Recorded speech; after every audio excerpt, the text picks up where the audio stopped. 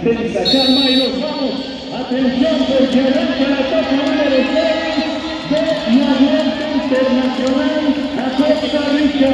Atención porque nos vamos y ahí está el grupo en una jornada especial donde va a quedar en la retina de los que vinieron a acompañarnos en esto que es el regreso tras 25 años al Estadio Nacional.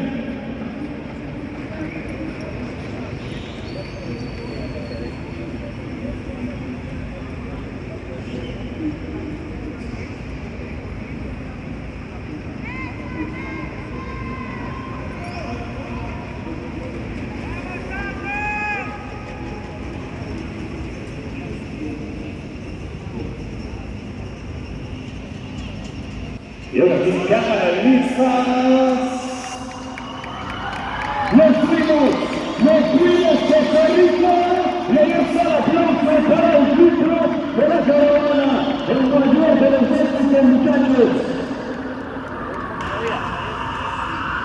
Todo bien.